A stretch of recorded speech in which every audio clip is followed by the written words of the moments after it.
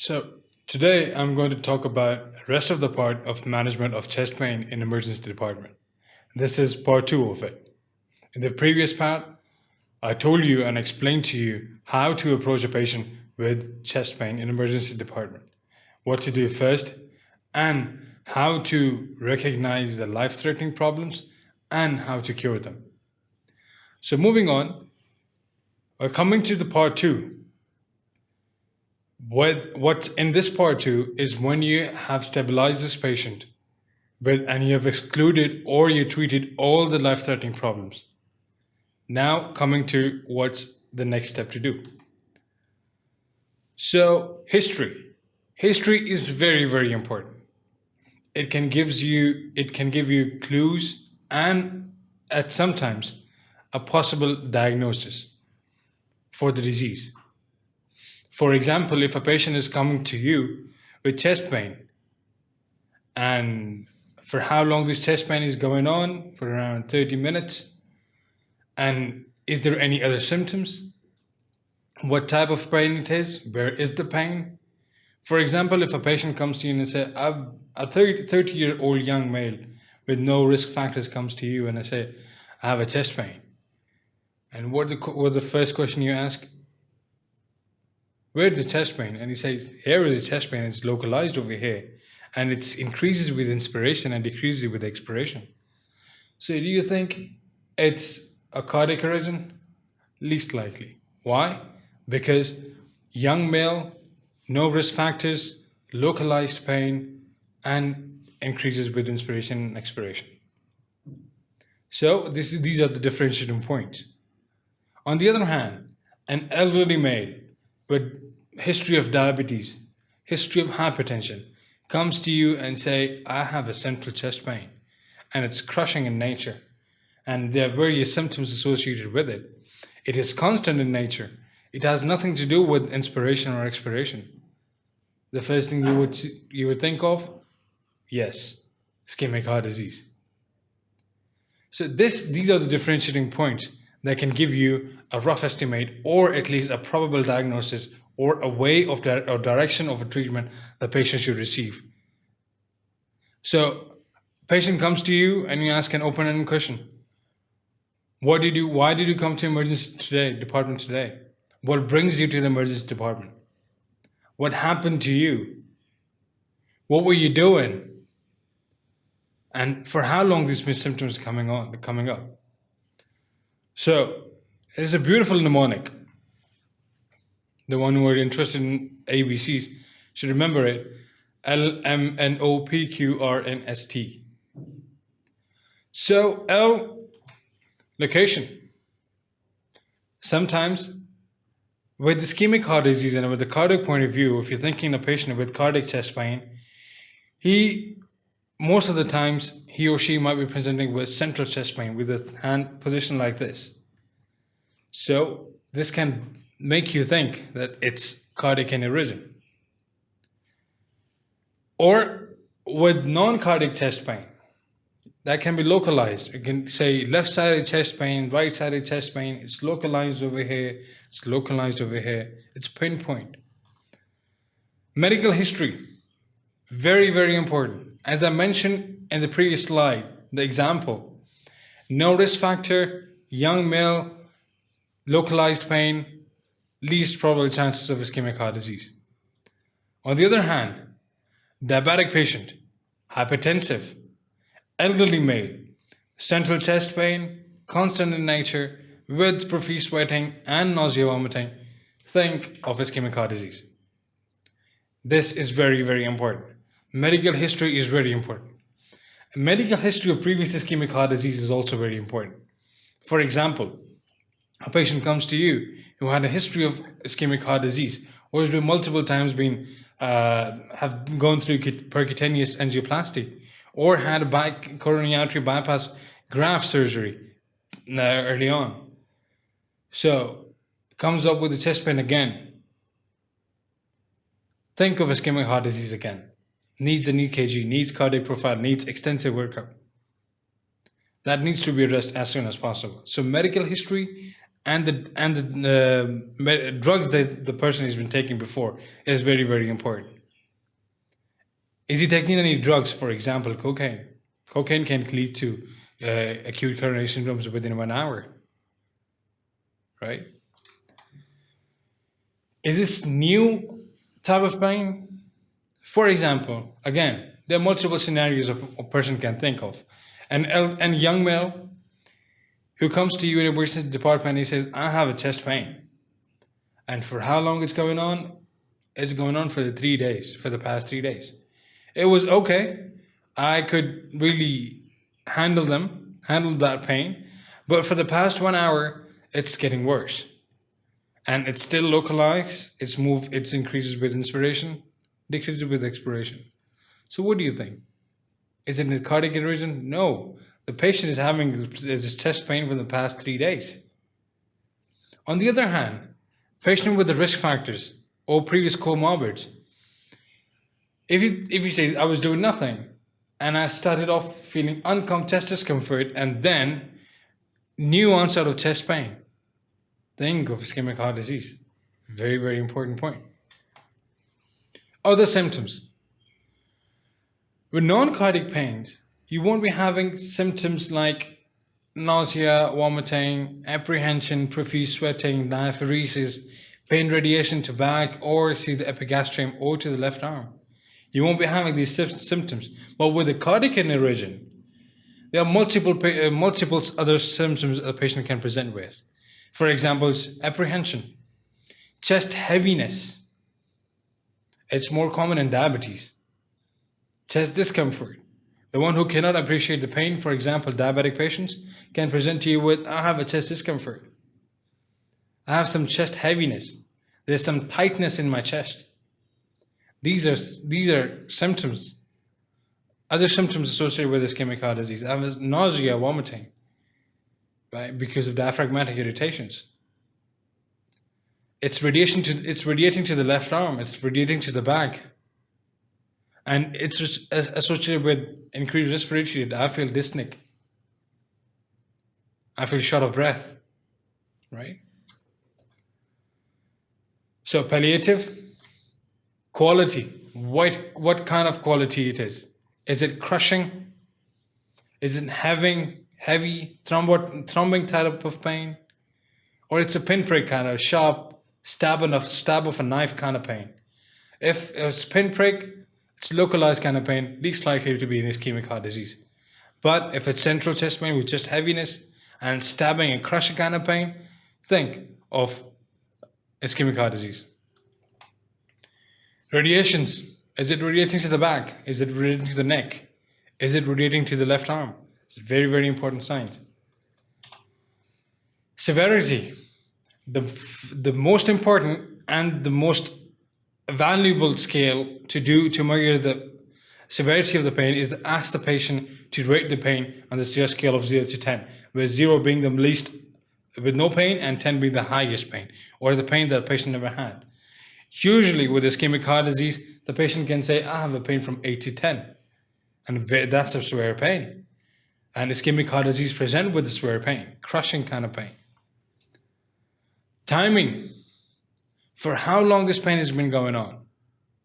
15 minutes, 10 minutes, 20 minutes, more than 20 minutes, 40 minutes, unstable angina, MI, myocardial infarction, a very, very important differentiating point.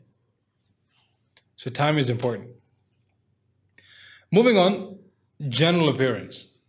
With ischemic heart disease, as you will see the patients in your emergency department with ischemic heart disease, the first look will give you no better hope. The first look will give you, okay, this patient is in distress. This patient isn't looking well. This patient looks ill. And I need to intervene, right? The patient with ischemic heart disease can present are uncomfortable. They might be irritable because they're in pain, right? Pallor because of profuse diaphoresis, sweating, right? They can have a toxic look. Diaphoresis, profuse sweating. Respiratory distress. They breathe heavily because of this chest pain, anxiety, shortness of breath because of MI. There are multiple reasons. right? So if a patient comes to you and you just look at the patient and you find this patient is not well, he or she is toxic, immediate intervention is required. Look, you have to be quick, you have to be on your toes, and you have to do serial ECGs and cardiac monitoring as soon as possible to rule out ischemic heart disease first. Okay, physical examination, vital signs. As I mentioned in my last lecture in this part 1 of this chest pain, vital signs are very, very important. For example, blood pressure, it can show you hypotension, hypertension. Hypertension can lead to cardiogenic shock, hypovolemic shock, or different kind of shocks, right? Respiratory rate, increased respiratory rate can make you realize that this has something to do with the lungs, diseases with the lungs, for example, COPD, for example, pneumothorax, tension pneumothorax, for example, acute heart failure, chronic heart failure. There are multiple reasons respiratory rate is increased, right? Then the pulse oximetry, oxygen levels, saturations inside. Are the organs being adequately perfused? What's the oxygen level inside? Temperature. More important with the patients with pneumonia, the respiratory distress syndrome. For example, a patient with temperature, cough, tachypnea, think of pneumonia. Think of lower respiratory tract infections. Think of respiratory tract infections, airway diseases, right? Fever is not a common symptom in ischemic heart disease. You rarely get fever apart from the patient is with pericarditis, right? Then it is pulse. Is the pulse regular? Is the pulse irregular?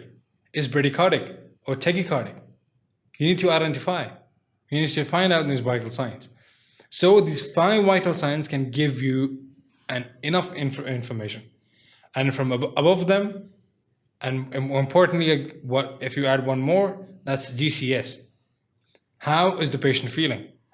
How is the orientation? How is the motor movement? And how is the eye command? These are very, very important things. Aortic dissection, difference in blood pressure in both arms. Pulse deficit. So how do a patient with aortic dissection present to you? A patient comes to you with a sudden onset of chest pain, radiating to back, especially interscapular region. And what characteristic pain? Tearing kind of pain. Can have some neurological deficits with it. But on physical examination, you can have a difference of pulse pressure, a difference of blood pressure in the 2 arms, or pulse is deficit. These are important characteristic findings in aortic dissection. Abnormal respiration, pneumothorax, asymmetrical respiration. A patient with right lung moving and left is not because of pneumothorax, right? Congestive heart failure, bilateral movement, but the patient is tachypnic, respiratory distress syndrome. Pulmonary embolism, no signs of respiratory infiltrates in your lungs while you do auscultations. But still, the patient is tachypnic. Why? Because the pulmonary vasculature is embolized because of a clot. That's pulmonary embolism. COPD, chronic obstructive pulmonary disease, is a patient with chronic asthma. The patient can present with tachypnea, increased respiratory effort, increased respiration, right? Increased expiratory phase, decreased inspiratory phase. There are multiple reasons. There are multiple symptoms, multiple problems a patient can present with increased respiratory rate. Tachycardia. Again, if this tachycardia due to fever, if this is tachycardia due to hypotension, reflex tachycardia due to hypotension, or is there any other abnormal finding or abnormal cardiac activity? Systemic illness, dysarrhythmias, or pain. Pain initiates tachycardia. Dysarrhythmias initiate tachycardia. For example, ventricular tachycardias, ventricular fibrillations. They all induce tachycardia. Supraventricular tachycardia, atrial flutter, they all have increased heart rate. You need to manage. You need to manage all this. But one thing, take home point, dealing with dysarrhythmias. Three important things you need to identify. Patient's GCS, irritable instability, blood pressure, and heart rate, right?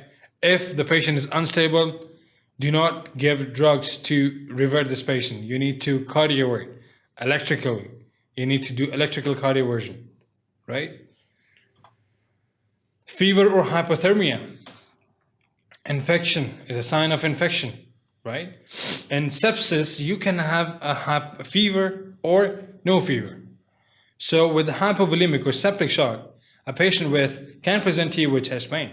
So with the septic shock, history of fever or no fever, history of fever can give you a clue that this patient is in sepsis or septic shock. So it's an important parameter to be taken care of. Pulse low, pulmonary disorders or poor perfusion, or peripheral artery diseases, decreased pulsations. So moving on in the examination of the patient with chest pain. Skin inspection. You can find perfusion, pallor, diaphoresis, sweating, contusion and ecchymosis, especially after road traffic accident or hit by or any trauma and history of a trauma. Vesicular rash. Vesicular rash is important in this patient with herpes zoster. The problem is that with herpes zoster, this chest pain comes first and the vesicles appears later. So there can be a misdiagnosis with herpes zoster, but you eventually get lesions, skin lesions over the chest. Herpes zoster follow a dermatomal pattern, but at sometimes it is associated with chest pain. So physical examination, pulmonary system first. On auscultation, right? If you get bilateral decreased breath sounds, right? Think of congestive heart failure, severe respiratory tract disease, emphysema, right? Also, with acute heart failure, there's decreased bilateral breath sounds or crackles. So, unilateral decreased breath sounds, consolidations, respiratory tract infections. Pneumothorax can present to you with unilateral decreased breath sounds because one part of the lung, one half of the lung is collapsed. So decreased breath sounds on the half that's collapsed.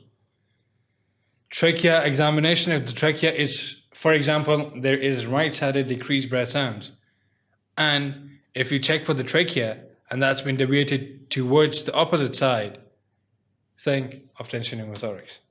So what are the signs and symptoms can present with tension pneumothorax? Distended neck veins, hypotension, and it's an emergency. You need to treat as soon as possible. Pleural effusion can present to you with decreased breath sounds, unilateral decreased breath sounds. For example, the patients with pulmonary tuberculosis or the patients with long history of lower respiratory tract infection or unilateral respiratory tract infections.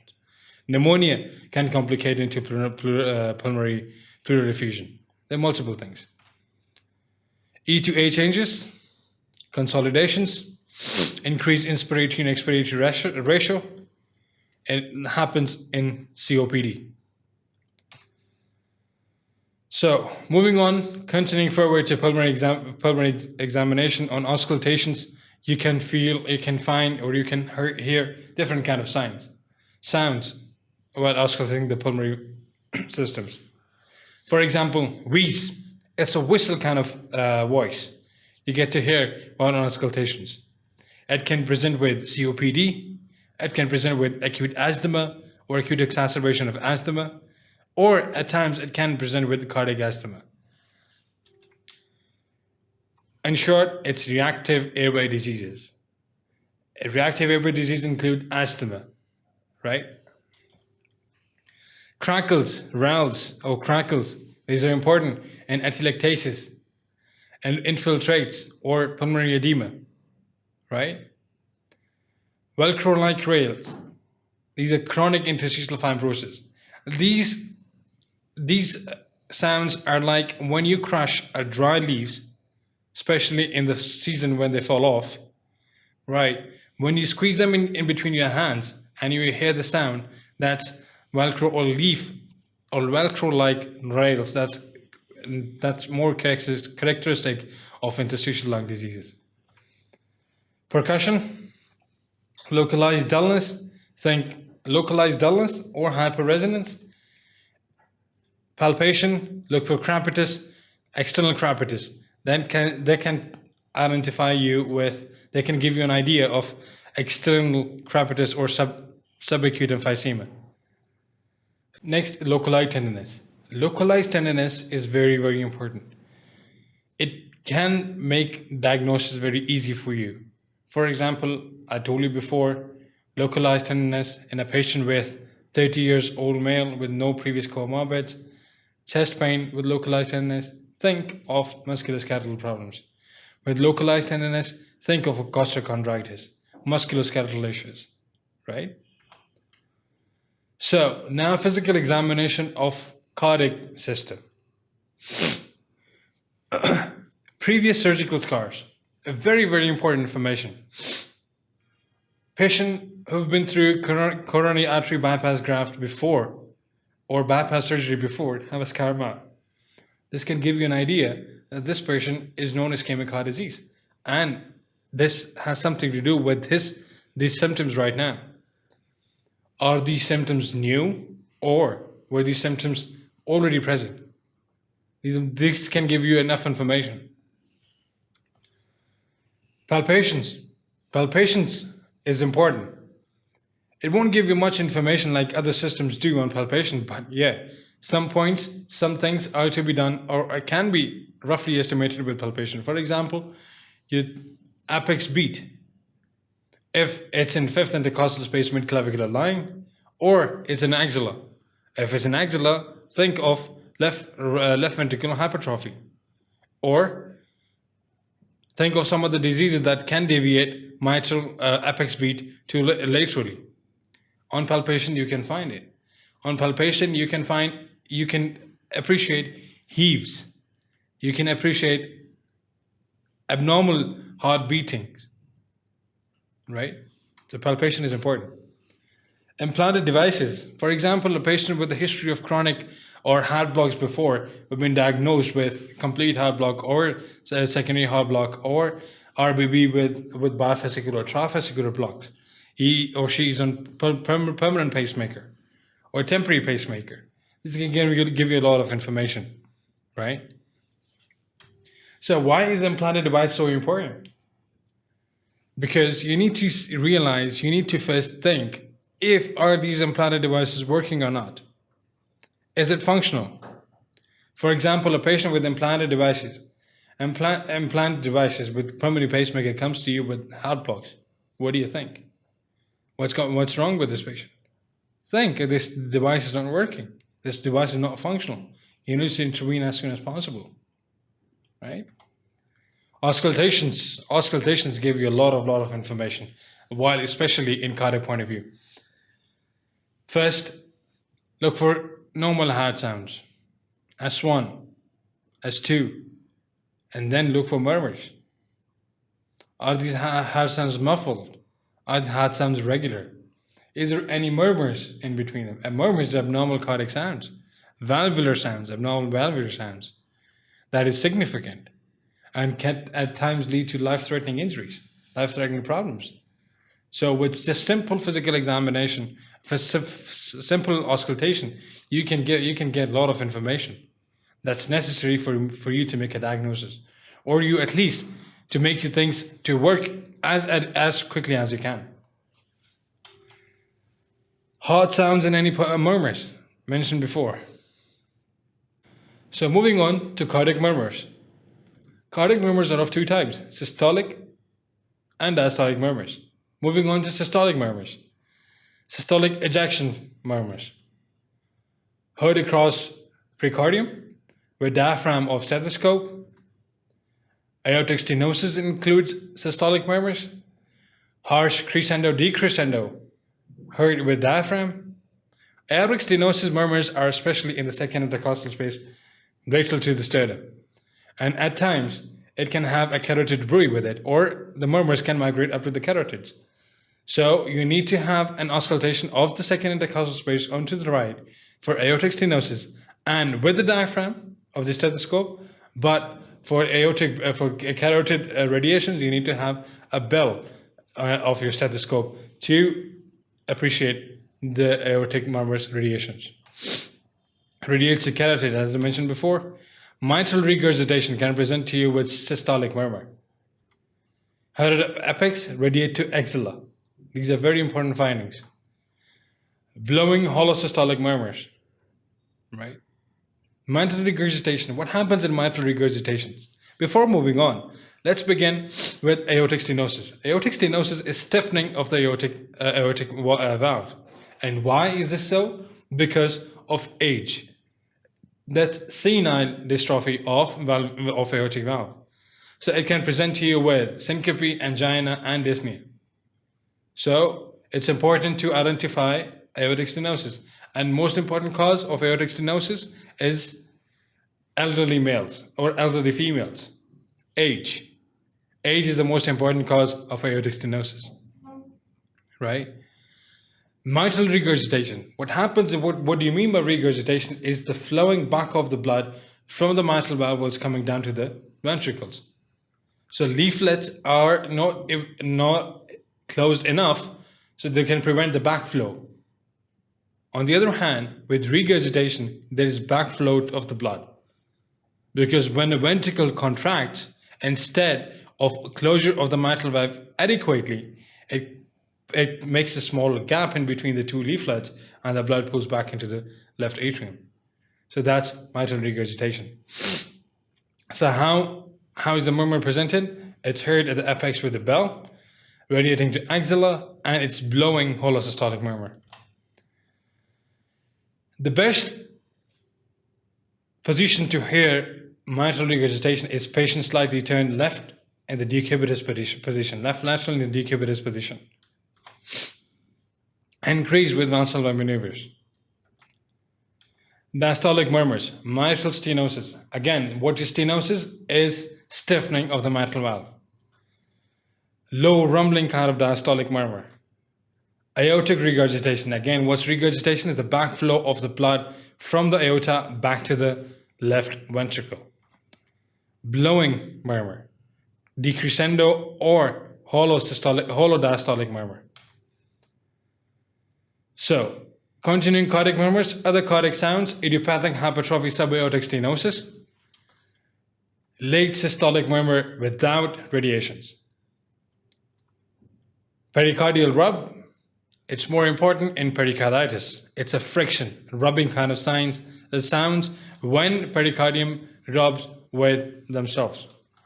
Pericardial rub, triple face, scratchy, it's associated with pericarditis.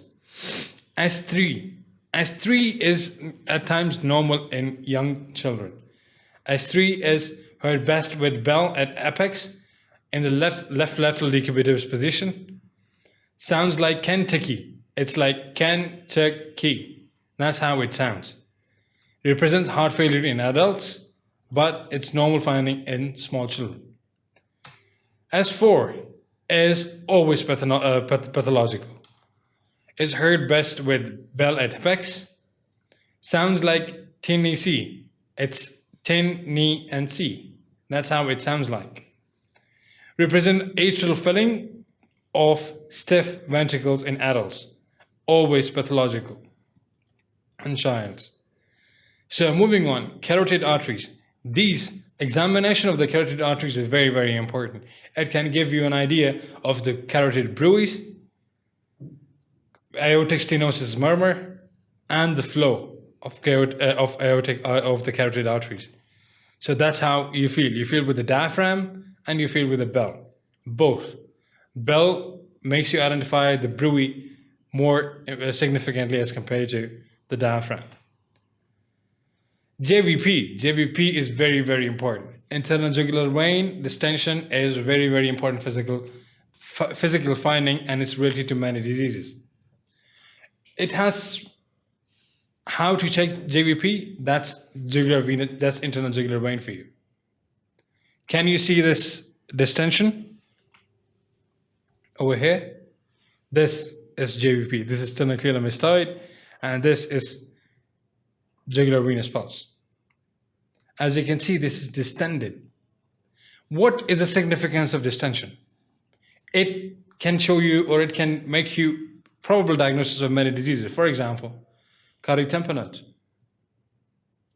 JVD, Bextride, that's JVD distension, hypotension, muffled heart sounds, Bextride, that's consistent with cardiac tamponade. Next, it can show tension pneumothorax. Next, acute heart failure or right-sided heart failure. It can present to you with jugular venous distension. So a little physical examination can give you a lot of information.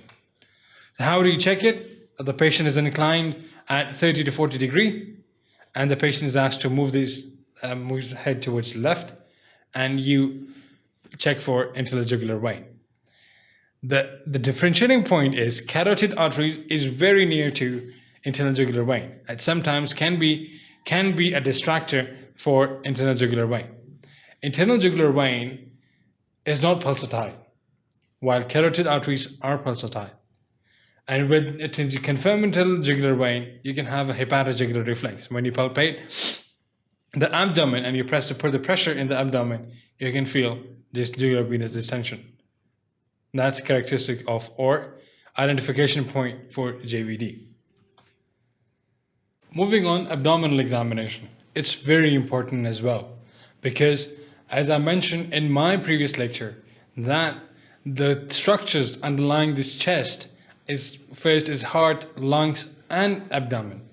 The problem with I'm talking about abdomen over here. Sometimes, especially the patients with diabetes, they can present to you very vague symptoms. They can have epigastric pain, but at times, with the abdominal diseases, you tend to have a chest pain because of referred pain. For example, pancreatitis, gastritis, esophageal rupture, right? With cholecystitis, with cholelithiasis, gallbladder stones. There are multiple reasons. Hepatitis. There are multiple reasons that can present to you with chest pain. So it's important to have an abdominal examination with a patient of chest pain. So again, inspection, palpation, auscultations, and again, look for things that are important for patients with chest pain and abdominal examination. Rectal examination is important. And why is so? Because, for example, if with aneurysms, with dissection, they tend to have a rectal bleed, gross blood or melena. They can have. The patients can present to you with melena, aortic dissection, melena. It's blood in the stool, occult blood. So DRE is important, or rectal examination is important.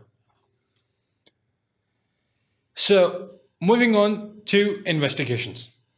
Investigations is very, very important, because thinking of cardiac point of view, thinking of cardiac diseases, there are tests who has some limitations, like limitations in time.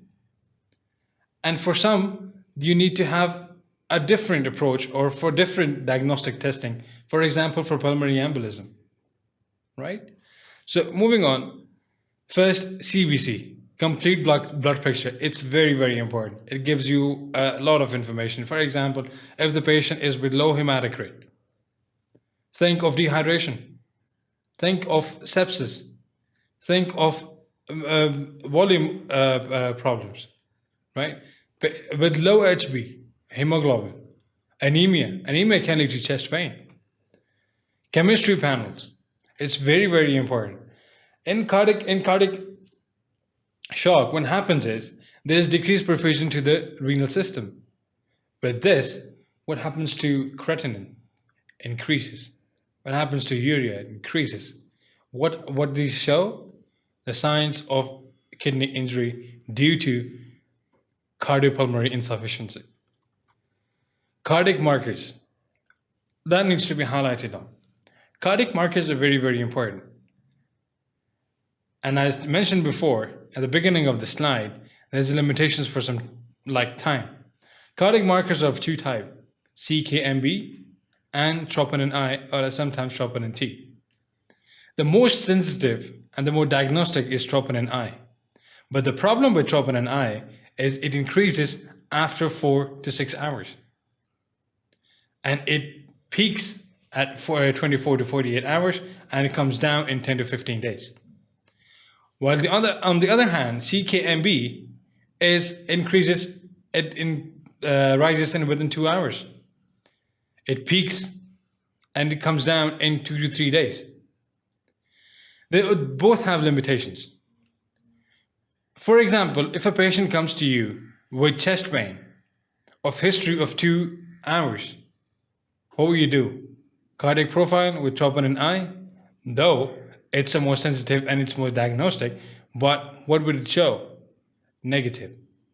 So does that mean the patient is not having a cardiac event? No. You cannot exclude. With CKMB, it's rising trend within 2 hours. You can identify this patient is with ACS or acute coronary syndrome. So moving on, CKMB is very useful in early onset of chest pain or early onset of acute coronary syndrome and to diagnose reinfarcts. Why reinfarcts? If a patient who has a history of chest pain with 3 days back and he has an event of acute coronary syndrome comes to you again with symptoms of acute coronary syndrome, what would be his troponins level or his troponins level? Obviously, they will still be increased. Why? Because it comes down within 10 to 15 days. But CKMB comes down within 2 to 3 days. So what will be the diagnostic at that time? Obviously CKMB. If that's increased again, that means he has a reinfarct. Right? So cardiac markers are very, very important. Liver function test. Important to exclude cholecystitis, hepatitis, or other abdominal diseases that present with chest pain or presented with rapid chest pain. Amylase lipase, diagnostic for pancreatitis. Lipase is very diagnostic for pancreatitis, right? Urine analysis. Look for hematuria, occult blood. Look for deranged proteinemia or increased protein in the urine. They can give you information about renal function test. Pregnancy test. It's very, very important. Why? It's not this cardiac event. The diagnostic testing that you need to require for a patient with cardiac point of view, for example, coronary angiography, you need to put in a dye, right? And that dye can be lethal for the fetus, right? Radiations, chest x-ray, CT angiography. These radiations can hurt the fetus inside. So pregnancy test is important. Toxicology screen, cocaine use. Cocaine use can present to you with acute coronary syndrome within 1 hour. D-dimers. D-dimers have what you can say is a poor, cannot say poor diagnostic value, but it can differentiate low-risk patients with high-risk patients. It's the test to use for pulmonary embolism. It turns out to be if it's below par level or below normal levels, fine, you don't need to worry about pulmonary embolism. But yeah, if it's increased, think of pulmonary embolism. Move ahead for radiation investigations. ABGs are important. It can give you a status of oxygen levels inside and carbon dioxide levels inside. Is it metabolic acidosis or metabolic alkalosis? Is it respiratory acidosis or respiratory alkalosis? And if it's compensated or not. These are multiple things you can interpret with an ABGs. So ECG, electrocardiogram, it's very, very important. Why? First, you need to realize that patient coming to emergency department with chest pain, ECG within 10 minutes. It gives you around 70% of the information about the cardiac activity. What's going on with the heart at this moment. I'll show you some examples of ECG with some probable diagnosis. Look for changes in ECG. ECG itself, how to read and how to interpret ECG is a wide subject. Cannot be discussed right now. Few are some examples. for electrocardiogram in a patient with ischemic heart disease. See, look, as you can see here, this is ST elevations in 1 AVL, V2, V3, V4, and this is ST depressions. So what does it signify? It's anterior wall MI with reciprocal changes in inferior leads, right? This simple piece of paper showed you what's wrong with this patient, what's going on inside, and what to do, right? So another example, this elevations in inferior leads, 2, 3, and AVF. It's inferior. 2, 3, AVF shows inferior leads with prominent R waves in V1, 2, 3. So this signifies infraposterior MI, inferior and posterior MI.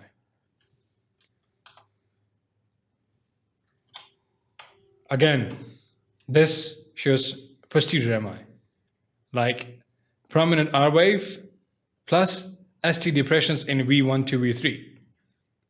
There are different ways to diagnose or interpret posterior MIs, but this is also posterior MI. Again, 2, 3 AVF, inferior MIs. See, 2, 3 AVF, inferior wall MI, with elevations in V5, V3, V6, V5, V3, V6. So that means it's anterior wall MI plus inferior wall MI. It's a big MI. It's a myocardial infarction involving at least most of the part of the heart.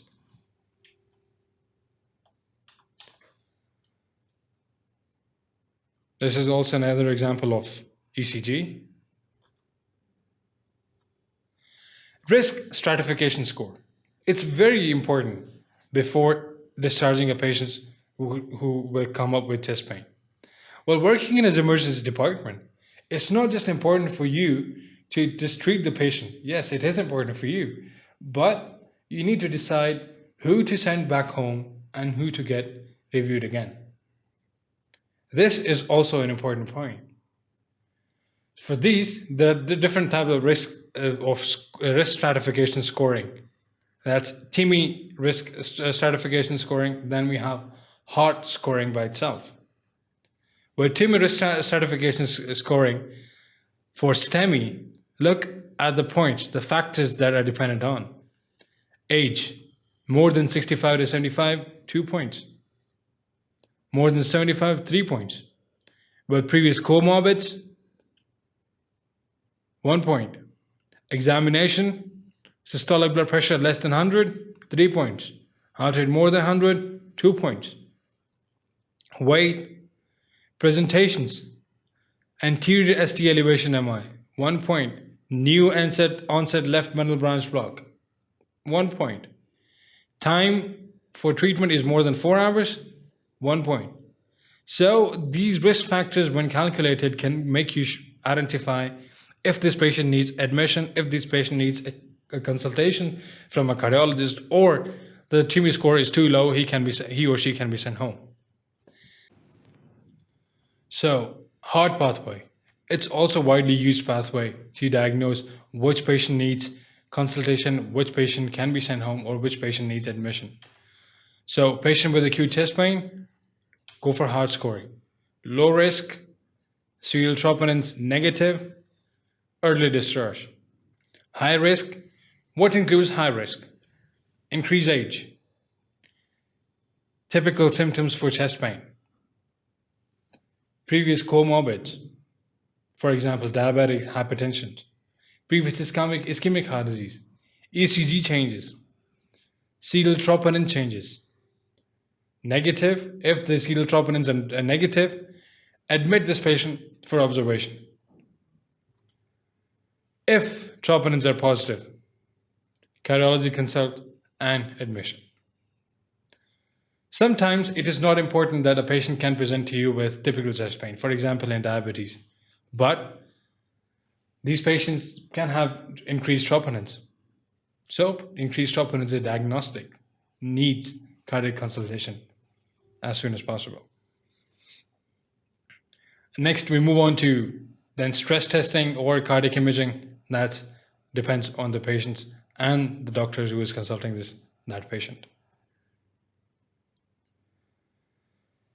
So chest radiograph, as you can see here, and this left chest radiograph, this is widening of mediastinum. What does it show? Aortic dissection. Yes. As you can see here, there's a infiltrates.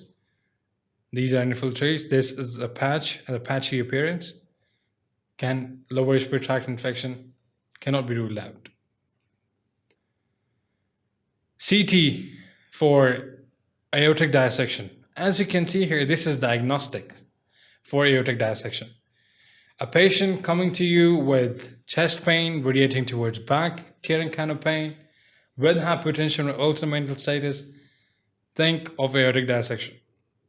Think of when the patient with difference in pulse pressure between the two arms and pulse is deficit. Think of aortic dissection. So what do you do for aortic dissection? CT. This CT shows aortic dissection in the patient. Echocardiography. It's very, very important and a very useful test to do in a patient with ischemic heart disease and with other cardiac problems. It can give you information about cardiac chambers, the size of cardiac chambers, the wall motion abnormalities, valvular lesions, and pericarditis or cardiac tamponade. These can provide you information adequately within no time. Even before troponins, you can find any wall motion abnormality in a patient who is with ischemic heart disease. So how does it work? That's how it works. As you can see here on this left, these are the cardiac chambers. These are the valvular motions. This is valvular motions. These are the atriums. These are the ventricles. As you can see, this is a live detection of echocardiography. So with wall motion abnormalities, you will, or at times can you see there is decreased motion over here or over here or over here. So that shows this wall is infected due to ischemia. So this echocardiography provides you more information until unless even before your troponins come out to be. So differential diagnosis. I had differential diagnosis explained in my previous lecture, but again, that's for revision. It's differential diagnosis of acute myocardial infarction, aortic dissection. You can see there are two types: proximal, ascending, and distal, Stanford B. With proximal, surgical intervention is required as soon as possible. With B, yes, you can have a treatment with beta blockers. Aortic stenosis, COPD exacerbation. As you can see, these are lung infiltrates. These are lung infiltrates.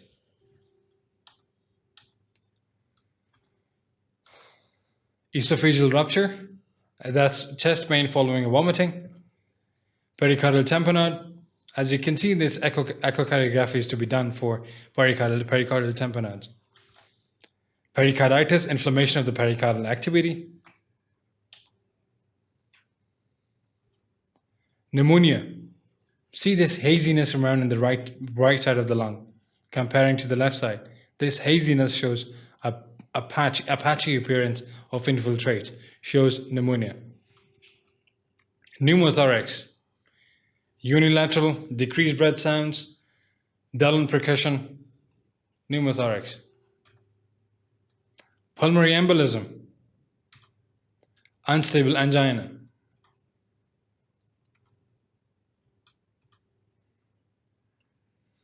Okay, now I will summarize for you general treatment goals in the patient with ischemic heart disease or the patient coming to you for chest pain. The goals, we have 3 goals. Stabilize. What stabilization includes? Airway, breathing, circulation, and an active complaint.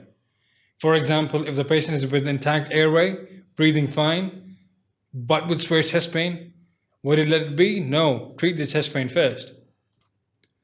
Symptoms relief. Yes. Symptoms relief. Treat the chest pain. Limitations of morbidity and mortality. What does this mean? You need to intervene as soon as possible to minimize mortality and morbidity. So, initial assessment, ABCs. Again, airway, breathing, and circulations. Very, very important management step. First step as an emergency physician.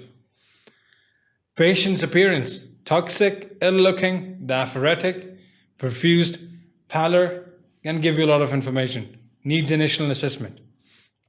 Vital signs, including pulse oximetry. Hypertension, treat hypertension.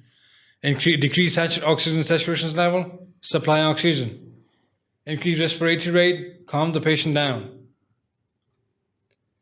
Place IV lines, 2 large bore cannulas. Apply O2, external oxygen to the patient. Cardiac monitor, what does it show? Heart rate, arrhythmias, tachyarrhythmias, bradycardia. How SVH supraventricular tachycardia, multiple dysarrhythmias. ECG within 10 minutes of the arrival. Directed history and physical examination. That's the summarize. That's the approach how you should see in a patient with a chest pain in emergency department. So secondary assessment includes complete history and physical examination. That includes previous ischemic heart disease events, family history for cardiovascular problems, any previous comorbids, for example, diabetes and hypertension, any previous bypass surgeries, for stable angina or unstable angina, symptoms typical of ischemic heart disease. Aspirin. Aspirin decreases the mortality by 23%. In some books it's written 33%, some it's written 23%. So aspirin is very, very important. So 325 milligram per oral, and the patient with aspirin should be given aspirin, and the patient who are allergic to aspirin should be given clopidogrel. Pain relief, morphine, drug of choice, 2 to 4 milligram, and you can repeat the dose within 15 to 20 minutes. Serial ECGs, and it's important. Radiological and laboratory evaluation as indicated. As you can see in this mini picture, echocardiography, radiological studies, chest X-ray. But going further, just realize what's the approach in going this way. You took the history, you gave the mortality benefit drug, you just gave them the pain relief, and then you proceed for radiological examination. In acute coronary syndrome, what to give? Aspirin, nitrates. What does nitrates do? Decrease preload and afterload. Decrease cardiac workload. So decrease oxygen demand to the coronary arteries. Morphine sulfate for the pain. What dose of aspirin do you give? 325 milligram per oral stat. Beta blockers. Beta blockers are thought to be a decrease in mortality. These are very effective, but it's not recommended to be given in the first 24 hours. Or it's not being highly appreciated and given in the first 24 hours. But it has a very significant role. But it has some limitations. For example, it cannot be given in the patient with acute heart failure, with the patient with asthma, or the patient with allergic to beta blockers, or the patient who are already bradycardic cannot be given beta blockers. So what is the alternative for them? Calcium channel blockers. Heparin, IV or intramuscular heparin. It provides a safety benefit to the patients with acute coronary syndrome. Thrombolysis.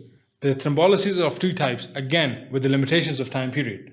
For example, a patient comes to you with chest pain and ECG shows acute anterior wall MI. And for how long with the chest pain going on? 4 hours. So what will you do? Thrombolytics or cutaneous intervention or angioplasty?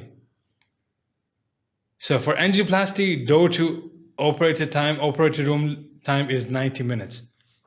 And in this scenario, the time limit is crossed. So what would you prefer? Thrombolytics. What to give for thrombolytics? Streptokinase, 1.5 million units, or alteplase. These two have very good mortality benefit in the patient when given in time. But as you delay the patient for any thrombolytics, even LT-place or streptokinase, you increase the risk of mortality. Glycoprotein 2B3A inhibitors. These inhibit the platelet aggregations, so useful in acute coronary syndrome. Percutaneous coronary interventions.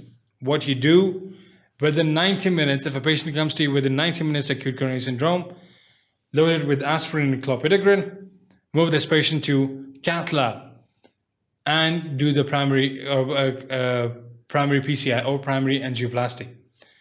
That's percutaneous coronary intervention. What happens in then? You go through your radial artery, sometimes femoral. You reach the heart. You look for any narrowing of the lumen, and you open it with the stent. That's called percutaneous angioplasty. ACE inhibitors, angiotensin converting enzymes inhibitors, are useful in decreasing preload and afterload. These are helpful in maintaining the morbidity, in decreasing the morbidity and mortality. But to be cautious in a patient with pregnant, because ACE inhibitors are toxic for pregnant women. Clopidogrel also decreases platelet aggregations. Aortic dissection, high suspicion of aortic dissection. How do you think? Neurological deficit, chest pain, tearing kind of pain relating to back, pulses deficit, difference of pulse pressure. Think of aortic dissection. So what do? Beta blocker first. IV beta blocker, metoprolol or labetalol. What's the aim of giving beta blocker in patients with aortic dissection? It's to decrease the heart rate up to 50 to 60. Because if you increase the heart rate, that increases the risk of more harm with aortic dissection. So desired heart rate should be 50 to 60 beats per minute. Systolic blood pressure should be within normal range. Nitroprusside is alpha blockade agent is used after giving beta blockers. So there are two types, as you can see here. It's Stanford A, Stanford B, involving proximal and distal. With A, you need an immediate surgery, but B, you can provide with beta blockers and nitroprusside. Pulmonary embolism. So a patient comes to you with tachycardia, chest pain, hypertension. You find no clinical findings in chest. Chest is bilaterally clear. Think of pulmonary embolism. What are the risk factors of pulmonary embolism? Prolonged recent surgeries, bedridden, fractures, long bone fractures, history of deep venous thrombosis, pregnancy, estrogen pills, oral contraceptive pills can lead to pulmonary embolism. So non-invasive, low-risk submassive pulmonary embolism, low molecular blood, heparin, or anticoagulation. Consider discharge if no concerning features, right? But you need to follow up. High-risk submassive pulmonary embolism looks unwell, compromised, deteriorating, severe hypoxia, syncope. Imaging shows large clots, burden concerning echo. What does echo shows? Right ventricle, right heart strain. Laboratory elevated lactate levels, BNP and troponins levels. Discuss with cardiothoracic surgeon, interventional radiologist, respiratory medicine. Options include thrombolysis, catheter-directed lysis, surgical embolectomy, or standard anticoagulation. Decision should be based on how big the clot is, what is the state, and what is the patient's preference, and what's the effect of initial treatment. Needs HDU or high deficiency unit admission. Massive pulmonary embolism, ongoing hypertension with significant clinical compromise, low bleeding risk, full dose TPA, give TPA. Surgical embolectomy or give TPA, ICU or HDU admission. High risk bleeding, surgical embolectomy or catheter directed lysis. It's important. Again, consider admission in ICU or HDU. That's the end of this lecture. In this lecture, I gave you details about how to approach a patient who's been already stabilized in emergency with a chest pain, how to take history, what to ask for, what are the diagnostic questions that you can ask, and you can get information about the probable diagnosis of a patient, how to stratify risk, how to approach, what tests should be done, and what drugs should be given, and which drugs decrease the morbidity and mortality. Thank you so much for watching sqadia.com.